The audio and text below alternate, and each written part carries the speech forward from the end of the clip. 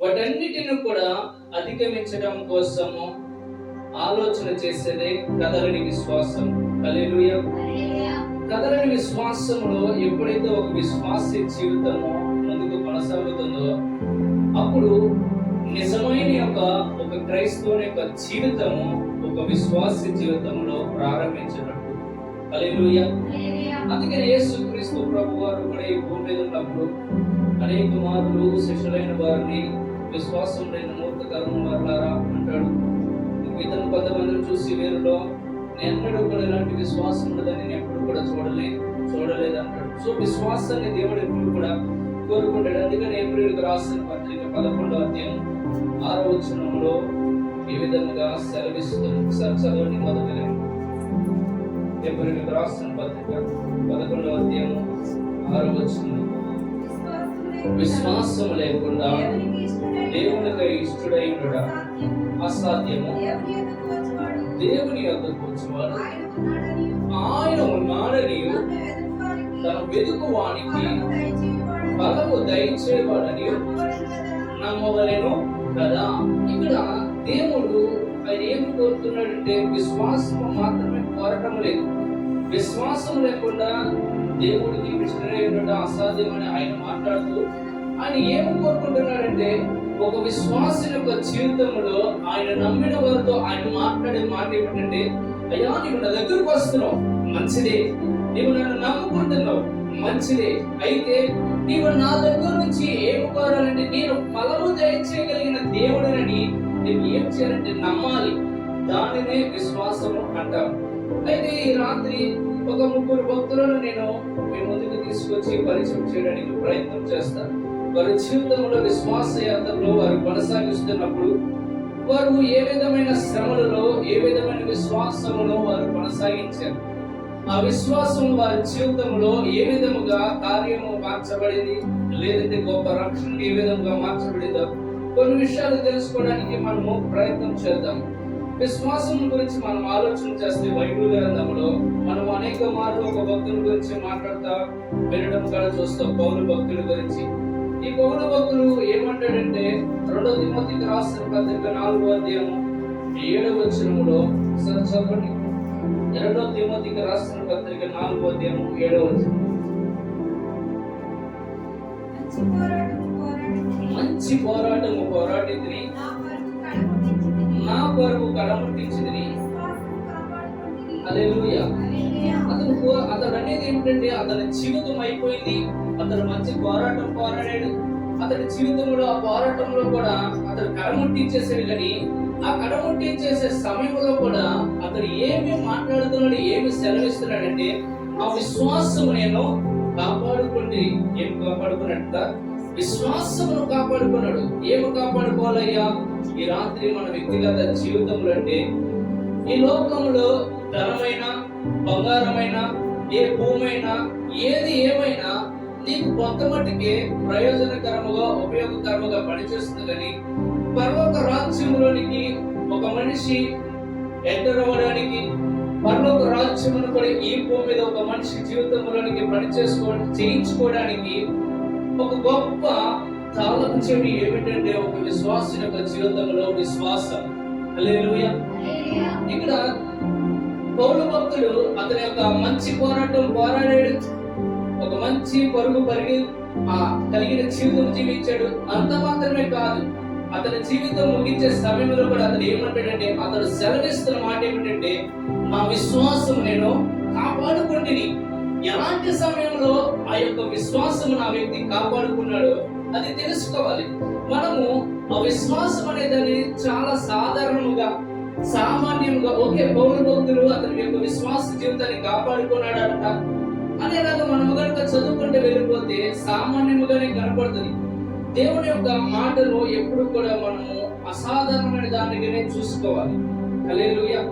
ఇక్కడ పౌలు భక్తులు ఏ సమయంలో అతని యొక్క విశ్వాస యాత్రలో అతని జీవితంలో కలిగిన పరిస్థితులన్నిటిలో ఉన్నప్పటికీ కూడా అతను ఏ విధమైన పరిస్థితుల్లో ఆ విశ్వాసాన్ని కాపాడుకున్నాడో వచ్చిన చూపుతాము. మనము అపోస్తలుల కార్యములు 14వ అధ్యాయం 19వ వచనం.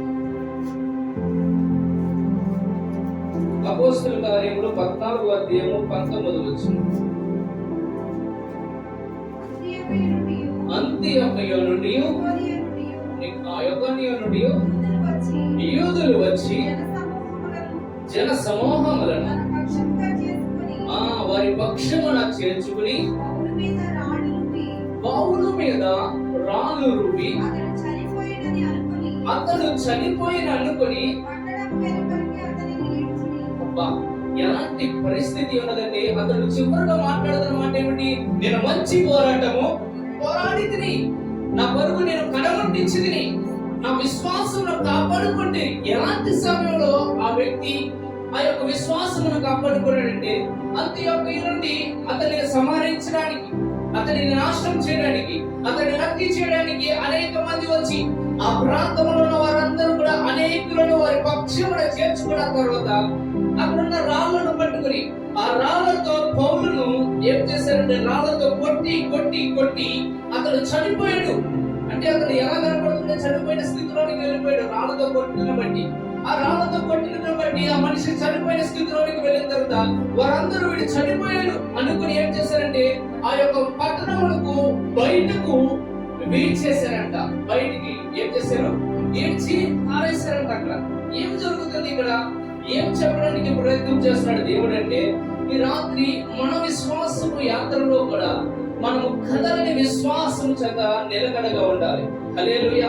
ఇక్కడ పౌలు భక్తుడు మంచి పోరాటము పోరాడి ఒక మంచి పరువు కడముట్టించిన తర్వాత విశ్వాసమును కాపాడుకుంటున్నానన్న మాటను సాధారణంగా మాట్లాడట్లేదు. నిజముగానే ఆ యొక్క వ్యక్తిగత జీవితంలో పౌలు ప్రభు రాజ్యము కొరకు అనేక ప్రాంతములకు వెళ్ళి అనేక చోట్ల సువార్త ప్రకటన చేస్తున్న సమయంలో అనేక మార్లు అతన్ని చావగొట్టిన పరిస్థితి మనం చూస్తూ ఉంటాం. ఇక్కడ అతను చావగొట్టిన తర్వాత కూడా అయ్యో ఇంత గొప్ప దేవుడిని నేను కలిగి ఉన్నప్పుడు కూడా నన్ను ఎందుకు వీళ్ళు చంపేదాలు చూస్తున్నారు అనుకుని విశ్వాస యాత్రలో ఆపివేద పౌరు భక్తుడు ఆపేసిరా ఆపలేదంట. వెలువంటే ఏం చేస్తున్నాడు? మనం అనుకోండి, మనకి ఏదైనా ఒక దెబ్బ తగిలినా ఏమైనా తగిలినా ఏం చేస్తామంటే ఒక వారం రోజులు కానీ ఒక నెల రోజులు కానీ మనము రెస్ట్ తీసుకుంటాం, విశ్రాంతి పోతుంది ఈ దేహం. కానీ విశ్వాస యాత్రలో కదలని విశ్వాసములో ఆ యొక్క విశ్వాసములో ముందుకు కొనసాగుతున్న పౌలు ఏం చేస్తున్నాడు తెలుసా? కింద వచ్చిన చదవండి, కింద వచ్చిన అయితే శిష్యులు అతను చుట్టూ నిలిచి చూస్తుండగా అతడు లేచి పట్టణంలో ప్రవేశించి మరునాడు బర్నబాతో కూడా పోయిను.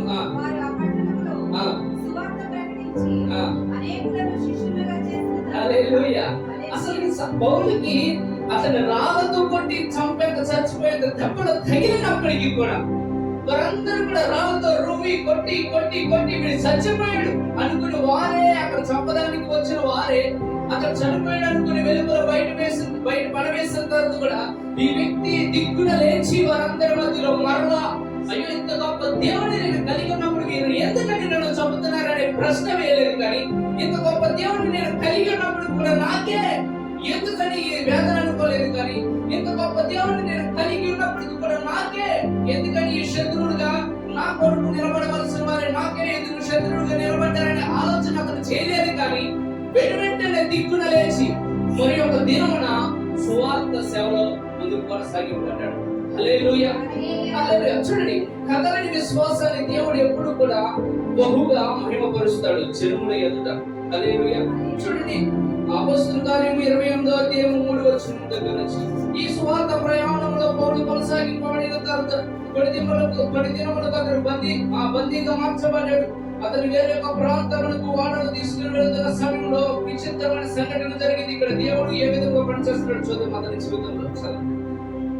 అపొస్తలుల కార్యములు 28వ అధ్యాయం 3వ వచనం కావచ్చు. అప్పుడు పౌలు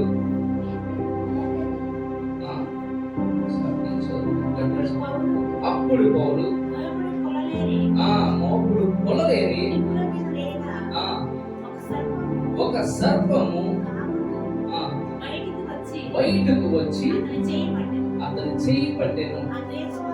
ఆ దీపములున్న వారందరూ జంతు అతని చేతిని వేలాడుట చూచినప్పుడు నిశ్చయముగా ఈ మనుషుడు నరహంతకుడు, ఇతడు సముద్రము నుండి తప్పించుకొనినను న్యాయం అతనిని బ్రతకనీయదని తమలో తాము చెప్పుకొని, అతడైతే ఆ విష జంతువును అగ్నిలో జాడించి వేసి ఏ హాని పొందలేదు.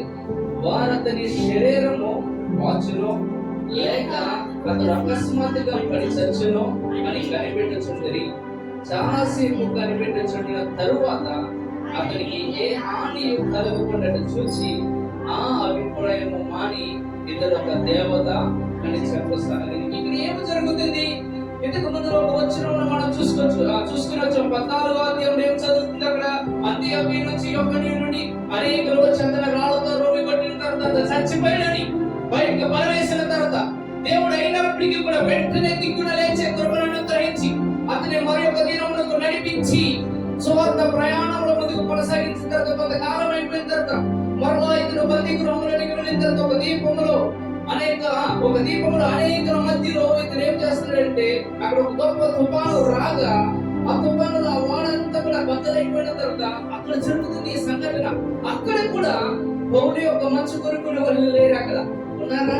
లేరు. అక్కడ కూడా ఉన్నవారు ఏం చేస్తున్నారంటే అక్కడ ఒక మంట వేయగా ఆ మంటల్లో ఆ యొక్క సెగను బట్టి ఒక బాంబు వచ్చి అతని చేయిని పట్టుకుని కలిసిన తర్వాత వెంటనే మీరు ఏమనుకుంటున్నారంటే ఏమనుకోండి, వీడు ఖచ్చితమైన అర్హంతుడే, వీడిలో పాపం ఖచ్చితంగా ఉన్నది, వీడు చనిపోవడం అనేది న్యాయమే, వీడు సముద్రంలో తప్పుకున్నప్పుడు కూడా ఇతడు తప్పుకోవడం, ఈ విషయంలో తప్పుకోవడానికి అవకాశం లేదు అనుకుని అతడి యొక్క మరణం కోసం ఎదురు చూస్తున్నారు. అక్కడ ఉన్న వారందరూ కూడా వీడు ఎలా చచ్చిపోతాడు అని ఎదురు చూస్తున్నాడు.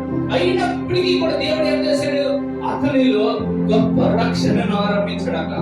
హల్లెలూయా. ఎందుకంటే ఏమి జరిగింది? ఒక గొప్ప విశ్వాసంతో ఈ వ్యక్తి ఏం చేస్తున్నాడు? పౌలు తన జీవితంలో ముందుకు కొనసాగుతా ఉన్నాడు.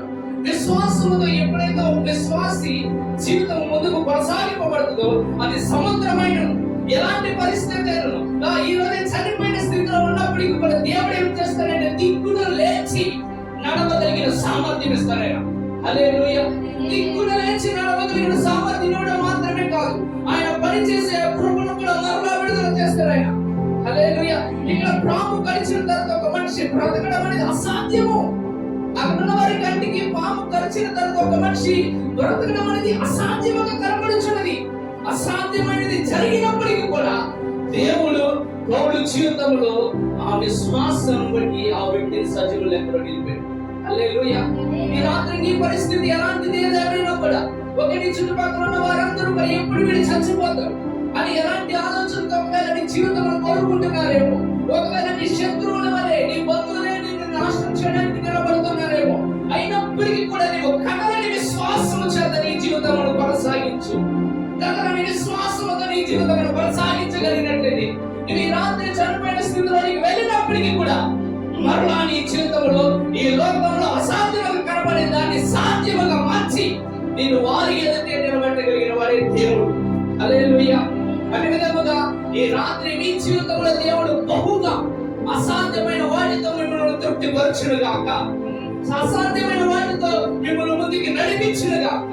మీ జీవితంలో ఎక్కడెక్కడైతే మీ జీవితంలో ఈ రాత్రి ముగింపబడి ఉన్నది, చావునకు లోనైపోయి ఉన్నది, ఇక దేవుడు కూడా నాకు సహాయం చేయడు, ఏ నరుడు కూడా నాకు సహాయం చేయడు అనుకునే ఒకవేళ నీ విశ్వాస యాత్రలో నీ విశ్వాసాన్ని కొనసాగిస్తూనే అలసిపోయిన స్థితిలో ఉన్నావా అయితే భయపడకు. అయినప్పటికీ కూడా దేవుడు ఈ రాత్రి నిన్ను దర్శించడానికి సిద్ధంగా ఉన్నాడు. హల్లెలూయా. హల్లెలూయా. భయపడకు. నీ కథలని విశ్వాసంతోనే ఆ శ్రమలలోనే ఆ విధంగా ముందుకు కొనసాగు. ఇక్కడ ఏమన్నారంట? భయపడగా అతడు చనిపోకుండా చూచి వారందరూ కూడా ఏమన్నారు తెలుసా? ఇక్కడ దేవత అన్నారు. ఏమన్నారంట? దేవత. ఎందుకన్నారంటే మనుషుడైతే బ్రతకడము అసాధ్యము. ఏమంటే మనుషుడు బ్రతకడము సాధ్యము ప్రాముఖ్యం, కానీ అసాధ్యమైన వాటిని సాధ్యము చేయగలిగిన వాడే దేవుడు. హల్లెలూయా. ఆ అసాధ్యమైన వాటిని సాధ్యము చేయగలిగిన గొప్ప దేవుని ఈ రాత్రి మనం ఆరాధిస్తున్నాం. హల్లెలూయా. అలాంటి గొప్ప దేవుని యందు నీవు నమ్మిక మాత్రం విడిచిపెట్టకము. ఎందుకంటే ఆయన ఏమన్నాడంటే విశ్వాసం లేకుండా దేవునికి ఇష్టడేంట అసాధ్యము. ఇక్కడ పౌలు కూడా పాము కరిచింది కానీ పాము చూసుకోవట్లేదు. ఆ పామును ఏం చేస్తున్నాడు? జాడించాడు. అంటే అర్థం ఏంటండి? ఎలాంటి సమస్య వచ్చినా, ఎలాంటి కష్టం వచ్చినా అతనికి ఏమిటన్నాడు? చనిపోయి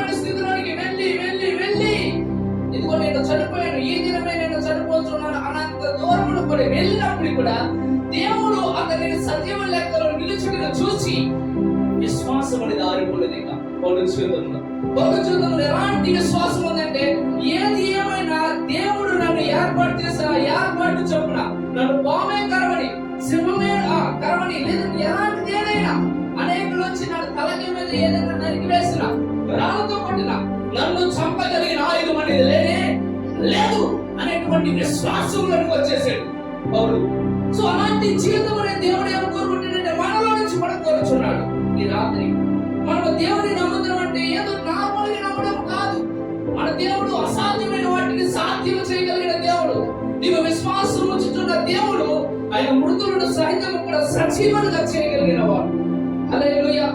ఈ రాత్రి నీవు విశ్వాసించుతున్న దేవుడు ఎలాంటి వాడు నీవు సరిగా జాగ్రత్తగా కనుగొనమని నీ జీవితంలో, ఈ జీవితంలో పోలవలే ఒకవేళ చనిపోయిన స్థితిలో వెళ్ళినప్పుడు కూడా ఈ రాత్రి నీవు భయపడని అవసరం లేదు. దేవుడు నిన్ను విడిపించును గాక. ఆమేన్. మరి ఒక భక్తుల దగ్గరికి వెళ్దాము.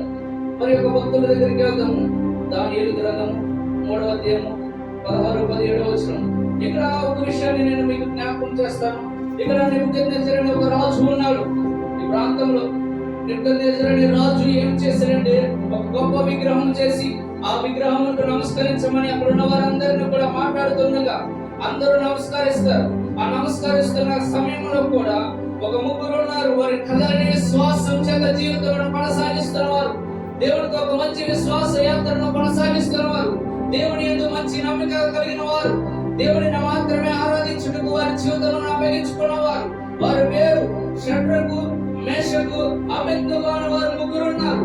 ఈ ముగ్గురు కూడా దేవుడితో ఒక మంచి సహవాసం చేస్తున్న సమయంలో మీరు దేవుని మాత్రమే వారి మనసారా దేవుడిని ఆరాధించాలని వారు కోరుకున్నారు. అయినప్పటికీ ఆ కాలంలో నా నెబుకద్నెజరు రాజు ఏం చేశాడంటే ఒక విగ్రహం చేసిన తర్వాత ఆ విగ్రహానికి నమస్కరించాలని కోరుతున్నప్పుడు ఆ సమయంలో ఈ ముగ్గురు కూడా వారు నమస్కరించడానికి అంగీకరించలేదు. ఆ సమయంలో వీరు మాట్లాడుతున్న మాట ఈ ప్రాంతంలో రాయబడింది. దానియేలు గ్రంథం 3వ అధ్యాయం 16-17 వచనం. షడ్రకును, మేషకును, అబేద్నెగోయు రాజుతో ఎలాగ చెప్పిరి. నెబుకద్నెజరు అసలు ఏ వ్యక్తైనా ఈ భూమికి సాధారణంగా ఎమ్మెల్యే గారిని కానీ ఎలాంటి వారినైనా కనీసము ఎమ్మెల్యే అని కానీ ఆయన పేరు పెట్టి కానీ ఎవరు కూడా పిలరు. వారి పేరుకి రెస్పెక్ట్ అనేది ఇస్తారు. ఎమ్మెల్యే గారు అంటారు, లేదంటే ఆయన పేరు ఏదైతే ఉందో ఆ పేరు పెట్టి వారికి గౌరవం ఇస్తారు. కానీ ఇక్కడ షడ్రకు, మేషకు, అబేద్నెగో ఎంత ధైర్యం ఉన్నారంటే ఇక్కడ రాజుని ఏమంటున్నారంటే డైరెక్ట్ పేరుతో పిలుస్తున్నారు. ఆ సమయంలో ఆ కాలంలో రాజుని ఎవరు కూడా కనీసం రాజుగా కూడా పిలిచేవారు కాదు, ప్రభువుగా పిలిచేవారు. అయ్యా నా ప్రభువా అనేవారంట. నా ప్రభు సెలవిస్తున్నాడు. లేదా అంతవరకు ఎందుకు, మన యాకోబు దగ్గర నుంచి కూడా చూస్తే కూడా యాసావుని నా ప్రభు అంటాడు రాజు కాకపోయినప్పుడు కూడా. సో ఒక ధైర్యం పొందుకున్న వారు ఎలా మాట్లాడతారంటే రాజుతో ప్రభు అని సెలవిస్తారు. అయితే ఇక్కడ నెబుకద్నెజరుని ఏమంటారంటే డైరెక్ట్ పేరుతో పిలుస్తున్నారు. అలాంటి పరిస్థితులకు వచ్చేసరికి ఇక్కడ ఎదుర్కోవడానికి ఏమన్నారు నెబుకద్నెజరు, ఇందుని గురించి నీకు ప్రత్యుత్తరం ఇవ్వాలన్న చింత ఎవరంట. ఏమి జరుగుతుంది? అప్పటికి ఏమి జరిగిందంటే ఎవరైతే నమస్కరించారో వారు చనిపోతారు, వారి అగ్నిగుండంలో పడద్రోయబడతారన్న సంగతి ముందుగానే తెలియపరచబడింది. అయినప్పటికీ కూడా వీరు ప్రాణ భయం గురించి ఏం ఆలోచన చేయకుండా ఇక్కడ ఉన్న ముగ్గురు ఏమన్నారంటే వారి విశ్వాస యాత్రలో వీరు ఆగిపోకుండా, దేనికి లోబడకుండా, అయ్యో నేను ఈ రోజు అయిపోతే నేను ఒకవేళ నమస్కరించకపోతే ఏ ముందు నమస్కారం కొట్టి వెళ్ళిపోతుంది అనుకోలేదు. అక్కడ ఉన్నవారు వారు ముగ్గురు కూడా నమస్కరించడానికి ఇష్టపడకుండా అసలు మా ప్రాణముల గురించి మాకు చింత లేనే లేదు. నేను సేవించుచున్న దేవుడు మండుచున్న ఈ వేడిమ గల అగ్నిగుండముల నుంచి మమ్ములను తప్పించి రక్షించుటకు. ఓ హల్లెలూయా, హల్లెలూయా. ఈ రాత్రి నీ దేవుడు ఎలాంటి వాడో తెలుసా? ఎలాంటి పరిస్థితి అయినా నిన్ను రక్షించుటకు ఆయన సామర్థ్యము కలిగిన దేవుడు, నిన్ను రక్షించగలిగిన సమర్థుడైన. ఈ రాత్రి నీవు నమ్ముచున్నావా? ఆయన నిన్ను రక్షించగలిగిన దేవుడిని నువ్వు చూస్తున్నావా? ఆయన నిన్ను రక్షించగలిగిన దేవుడి దగ్గరికి నువ్వు చూడగలిగితే ఆయన బయలుపరచుకుంటాడు నీ జీవితంలో. హల్లెలూయా. ఎందుకంటే ఒక విశ్వాస జీవితంలో శ్రమలు ఎందుకని అధికముగా ఎక్కువ కాలం వస్తుందంటే, విశ్వాసి రాజీ పడిపోతాడు. ఒక్కొక్కసారి కొన్నింటికి రాజీ పడిపోతాడు. ఏముంటుంది, దేవుడు కూడా చూసి చూడడానికి పోతాడు. ఆయన కృపామయుడు, దయామయుడు, ఆయన కనికరము కలిగిన దేవుడు కనుక నేను తప్పు చేసినప్పుడు కూడా ఆయన నన్ను క్షమిస్తాడు అనుకుని ఏం చేస్తాడంటే కొన్నింటికి రాజీ పడిపోతాడు. రాజీ పడిపోయి విశ్వాస యాత్రలో కొన్నింటికి సలాం చేసేస్తాడు, దండలు పెట్టేస్తాడు, నమస్కరించేస్తాడు, కొన్ని వ్యతిరేకమైన కార్యములన్నీ కూడా చేస్తారు. కానీ ఇక్కడున్న వారు అలా నమ్మట్లేదు. అయ్యో ఒకవేళ మా ప్రాణం పోతేమో ఏముందిలే, ఒక నమస్కారం పెడితే పోదు కదా, ఈ మానవుని పోతాడు అనుకోలేదు. ఇక్కడ ఉన్నవారు మాకు మా ప్రాణముల గురించి మాకు చింత లేదు, ఎలాంటి వేడుక కథలైనను కూడా వీటన్నిటి నుంచి కూడా రక్షించగలిగిన సమర్థుడు నా దేవుడు అన్నారు అక్కడ ఉన్నవారు. హల్లెలూయా. ఈ రాత్రి నీ మాటకొని ఈ విధముగా మార్చబడాలి. ఎలాంటి పరిస్థితి అయినా, అగ్నిగుండంలో వంటి పరిస్థితి అయినప్పటికీ కూడా నీ పరిస్థితిలో నీవు ఖచ్చితంగా కథలని విశ్వాసంతో నీ జీవితాన్ని కొనసాగించాలి. హల్లెలూయా. ఇక్కడ కథలని విశ్వాసంతో కొనసాగిస్తారు. ఈ సమయంలో ఎలా మాట్లాడిన తర్వాత ఒకసారి కదా చూడండి, ఎలాంటి రక్షణ వీరి జీవితంలో పనిచేస్తుంది, ఏ విధంగా రాజు కూడా షాక్ అవుతాడు. దానియేలు గ్రంథం 3వ అధ్యాయం 25-26 వచ్చు. అందుకు రాజు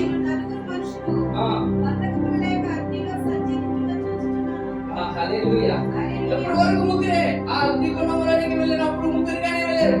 వెళ్ళినప్పటికి కూడా లోపలికి వెళ్ళిన వారిని చూస్తా ఉన్నాడు. ఏమైతారు ఏంటని రాజు చూస్తాడు. రాజుకు నలుగురుగా కనపడుతున్నారు. చదవండి.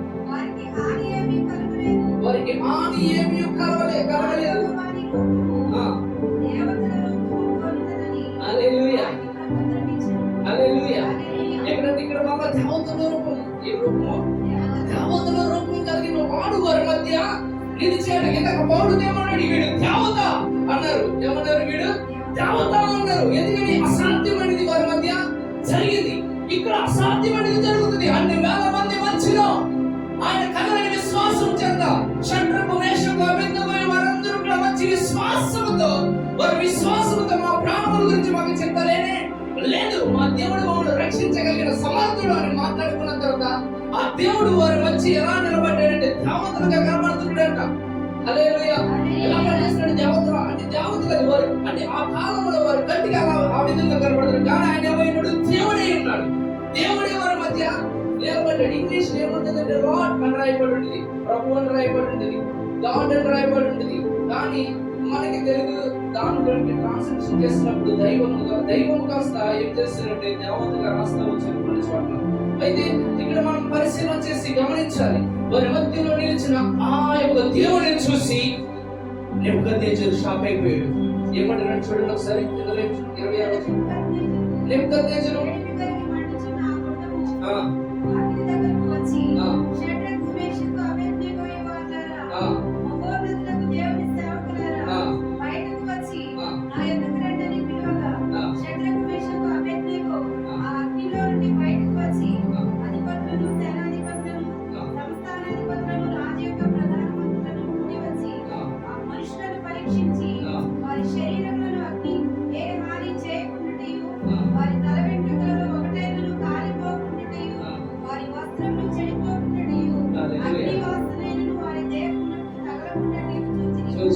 హల్లెలూయా. ఎంత గొప్ప రక్షణను వారు ఏదైతే కోరుకున్నారో, నా దేవుడు మమ్మల్ని రక్షించగలిగిన సమర్థుడని ఏ విధంగా అయితే నమ్మారో అదే విశ్వాసం అక్కడ క్రియారూపంగా జరిగింది. వారి తల వెంట్రుకలైన కనీసం వాసన కూడా రాలేదంట. వారి బట్టలైన కూడా వాసన రాలేదు. ఎందుకని కలరని విశ్వాసం ఉండాలంటే ఒక విశ్వాసి ఈ భూమి మీద అసాధ్యమైనవి జరుగుతున్నప్పుడు నీ జీవితంలో అవి జరగకుండా నీకు సాధ్యం కనుక ఈ భూమి మీద మరణమంతా ఏర్పాటు చేస్తే నీకు సజీవుల లెక్కలో ఉంచడానికి నిలబెట్టడానికి నీవు నిలబడేందుకు నీవు కదలని విశ్వాసంలోనికి రావాలి. హల్లెలూయా. కదలని విశ్వాసం అనేది అది ఆశ వంటిది కాదు. ఇక్కడ చూడండి, దానియేలు గ్రంథం 3వ అధ్యాయం 29 వచ్చిన రాజు ఒక మాట మాట్లాడుతున్నాడు. కాగా నేను ఒక శాస్త్రం నియమిస్తున్నాను, ఏదనగా ఈ విధముగా రక్షించింది. ఆహా, హల్లెలూయా. సమర్థత కలిగిన చాలు చాలు. ఇక్కడ ఏమన్నాడు? వారు ఏదైతే మాట్లాడారో అదే మాట ఇక్కడ ఏమంటాడు తెలుసా? శాస్త్రముగా రాయబడుచున్నది. ఇదిగో నేను రాయించిన ఒక శాస్త్రముగా. ఏం శాస్త్రం తెలుసా? ఇదిగో ఈ విధముగా ఒక మనిషిని రక్షించగలిగిన దేవుడు, సమర్థ్యము కలిగిన దేవుడు ఈ భూమి మీద ఏ ఒక్కరు కూడా లేనే లేదు. నువ్వు ఎందుకని కనలేని విశ్వాసముతో నీ విశ్వాసంలో నువ్వు ముందుకు కొనసాగింపబడాలంటే నీ దేవుడు ఎంత గొప్ప దేవుడై ఉన్నాడు. ఈ భూమి మీద ఉన్న ప్రతి మనుషునికి తెలియపరచబడుటకు నువ్వు కదలని విశ్వాసంలోనే ముందుకు వెళ్ళాలి. హల్లెలూయా. నువ్వు కదలని విశ్వాసంతో కనుక ముందుకెళ్ళగలిగితే ఆయన నీ జీవితంలో ఈ రాత్రి ఆయన ఎంత గొప్ప దేవుడు కనపరచుకోవడానికి సిద్ధంగా ఉన్నాడు. హల్లెలూయా, హల్లెలూయా. అది వారికి మాత్రమే కాదట, మనకు కూడా ఉందట. యెషయా గ్రంథం ఒకసారి ఎక్కడికి వెళ్దాం చూడండి. యెషయా గ్రంథం 43వ అధ్యాయం 2వ వచనం చదవండి. నీవు జలములలో పడి ఆడినప్పుడు నేను నీకు తోడై ఉందును. నదులలో పడి వెళ్ళినప్పుడు అవి నీ మీద పొర్లిపారవు. నీవు అగ్ని మధ్యలో నడిచినప్పుడు కాలిపోవు. జ్వాలలు నిన్ను కాల్చవు. ఎవరు చెప్తాడు ఇవన్నీ? మనతోనే మాట్లాడుతున్నాడు. ఏ దేవుడైతే వారిని రక్షించాడు, ఏ దేవుడైతే వారిని స్వస్థపరిచాడు, ఏ దేవుడైతే వారిని రక్షించి సామర్థ్యం కలిగిన దేవుడిగా వారికి కనపరుచుకున్నాడు, ఆ దేవుడు ఈ రాత్రి నీతో కూడా మాట్లాడుతున్నాడు. తెలుసా? నీవు ఎలాంటి భయంకరమైన సమస్యలు వెళ్ళినప్పటికీ కూడా, అగ్ని జ్వాలలో వెళ్ళినప్పటికీ కూడా, లేదంటే నది జ్వాలలో మధ్యలో వెళ్ళినప్పటికీ కూడా, జలముల మధ్యలో వెళ్ళినప్పటికీ కూడా ఆ జలములు నీ మీద పారిన పొల్లి మానవు. అగ్ని జ్వాలలోనే వెళ్ళినప్పటికీ కూడా ఆ అగ్ని జ్వాలను నిన్ను కాల్చజాలవు. హల్లెలూయా. ఎంత గొప్ప రక్షణను మనం నిర్లక్ష్యం చేస్తున్నాం తెలుసా? కదలని విశ్వాసం అనేది మన జీవితంలో మనం ఆరంభించాలి. దేనికి దానికి మనము అవకాశం ఇవ్వకూడదు, రాజీ పడకూడదు. కొన్ని సార్లు కొన్నింటికి మనం రాజీ పడకూడదు. అయ్యో దేవుడు ఏం చేయలేదు, చూస్తూ ఉంటారు అనుకునే ఆలోచనకి మనం రాకూడదు. మనము కదలని విశ్వాసంతో కనుక మన జీవితంలో కొనసాగించగలిగితే నిజముగానే జలములు మన మీదకి రాకుండా కూడా ఆయన మనం రక్షించగలరు. అగ్ని జ్వాలలో మన తీరానికి మనం వెళ్ళినప్పుడు కూడా మనం కాల్చకుండా కూడా ఆయన మనల్ని కాపాడగలరు. ఒకవేళ మనలో వీక్నెస్ ఏముందిలే, దేవుడు చూస్తలే చూడలే అనుకుంటే ఆ జలములో కొట్టుకుని వెళ్తే మళ్ళీ అప్పుడు కూడా ప్రాణామయం, అప్పుడు కూడా జలములో వెళ్తే ప్రభావాలను కాపాడు కాపాడు కాపాడు అనుకునే పరిస్థితులకు వచ్చేస్తాం. అందుకని విశ్వాసయాత్రలు ఎప్పుడు కూడా మనం వెలుగుత కలిగి ఉండాలి. విశ్వాసయాత్రలు ఎప్పుడు కూడా వెలుగుత కలిగిన జీవితం మనం జీవించాలి. హల్లెలూయా, హల్లెలూయా. ఇక్కడ చాలా అంటే చాలా. ఒకసారి మొదటి వచ్చిన భయపడకు, పేరు పెట్టి నేను పిలిచి ఉన్నాను, నీవు నా సొత్తు. అంతేనా?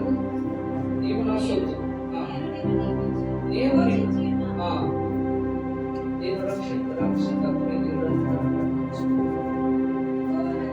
యెహోవానగు నేను నీకు దేవుడను, ఇశ్రాయేలు నిన్ను నేను రక్షించు దేవుడను. హల్లెలూయా. నిన్ను పేరు పెట్టి పిలిచున్నాను, నీవు నా సొత్తు. నిన్ను రక్షించగలిగిన, నిన్ను విమోచించిన గొప్ప దేవుడు ఎవరో తెలుసా? నేనే. నీవు ఈ రాత్రి ఆరాధిస్తున్న దేవుడు ఎవరో తెలుసా? నిన్ను రక్షించగల దేవుడు, నిన్ను విమోచించగల దేవుడు. అలాంటి దేవుడిని నువ్వు ఆశామాషంగా చూస్తున్నావా? హల్లెలూయా. అలా ఏ మాత్రం కూడా ఉండకూడదంట. చూడండి, 4వ వచనం చదవండి ఒకసారి. నీవు నా దృష్టికి ప్రియుడవైనందున కరుణవైతివి. హల్లెలూయా. చూడండి, అందుకని దేవుడికి ఇష్టడైన జీవితం. అందుకని ఒక మాట చదువుకోవచ్చు, ఏం చదువుకోవచ్చు, విశ్వాసం లేకుండా దేవుడికి ఇష్టడంట అసాధ్యం. ఎక్కడ ఉన్నాడు? దేవుని దృష్టికి మనము ప్రీతికరమైన వారుగా ఉండాలంట. దేవుని దృష్టికి ఎప్పుడైతే విశ్వాసం చేత మనము ఆయనకి ఇష్టడిగా జీవిస్తామో అప్పుడు మనం ఎలా మార్చబడతామంటే ఆయనకు ప్రీతికరమైన వారుగా మార్చబడతామంట. సో మన విశ్వాస జీవితం అనేది మనం ఎంత మాత్రం కూడా నిర్లక్ష్యం కలిగిన జీవితంలో ఎంత మాత్రం కూడా మనం కొనసాగించాలి. హల్లెలూయా, హల్లెలూయా. సో విశ్వాసం గురించి ఒక భక్తుడి గురించి బైబిల్ గ్రంథంలో చాలా అంటే చాలా గొప్పగా రాయబడి ఉంటుంది. విశ్వాసం గురించి కనుక మనం ఆలోచన చేస్తే భయంకరమైన శ్రమల గుండంలో వెళ్ళిన వ్యక్తి ఎవరంటే ఆ యొక్క ఏవుల గురించి మనం ఆలోచన చేస్తే ఒకే ఒక్క దినములో అనుకున్న వారందరినీ కూడా కోల్పోయాడు. వారికి అతనికంటే ఏమీ లేని పరిస్థితులకు వచ్చాడు. అయినప్పటికీ కూడా దేవుడే చేశాడు అని ఏమాత్రం కూడా అతను అనలేదంటే ఆ వ్యక్తి ఏమంటున్నాడు చూడండి, యోబు గ్రంథం 1:22 వచనం. యోబు గ్రంథం చదువు. ఈ సముద్రంలో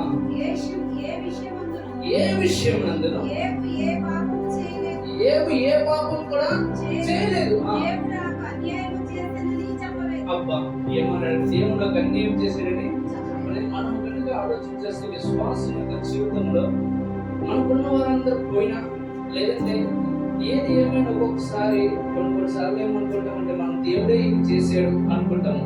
ఏదో నేను అవిధేయత చేశాను, నేను పాపం చేశాను, అందుకనే దేవుడు ఇది నాకు చేశాడు అనుకుంటాం. కానీ ఏబు భక్తుడు ఆ విధంగా మాట్లాడలేదంట. అతను ఏబు అసలు పాపము చేసినది ఏమీ కూడా లేదంట. అతను కుటుంబీకులందరూ కూడా పోయారు. తను కూడా సంతానం పోయింది, తను కూడా భార్య పోయింది, తను కూడా ఆస్తి అంతా పోయింది, తను కూడా అంతా కూడా పోయింది. తనకంటే ఏమీ లేదు.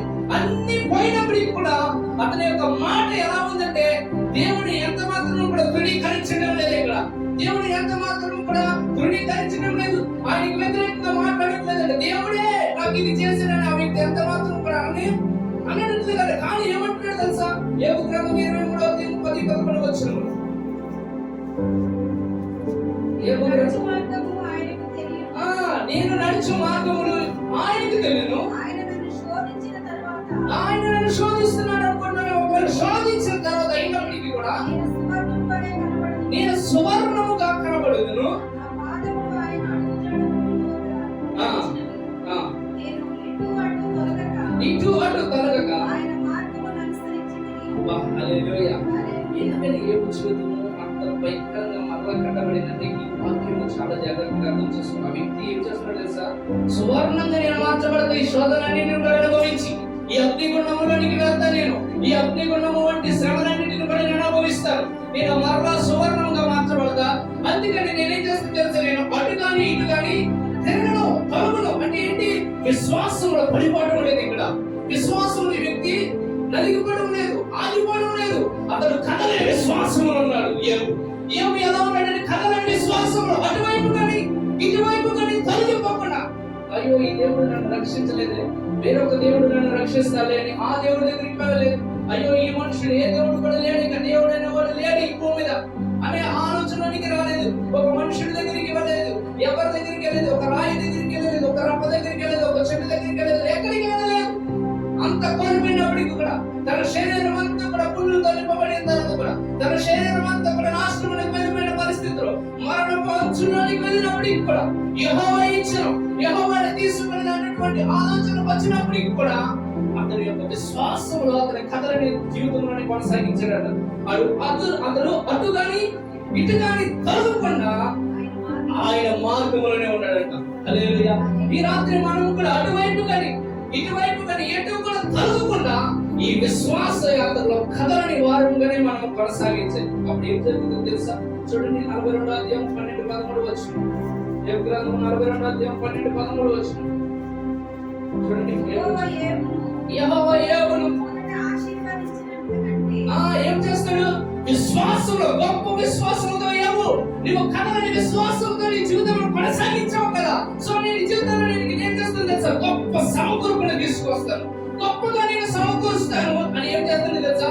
ఇంతకు ముందు ఎప్పుడు కూడా ఆశీర్వదింపబడిన కంటే దానికంటే కూడా యోబుని మరి అధికముగా ఆశీర్వదించి అతనికి 14,000 గొర్రెలను 6,000 ఒంటెలను 1000 జతల ఎడ్లను 1000 గాడిదలను కలిగిన మరియు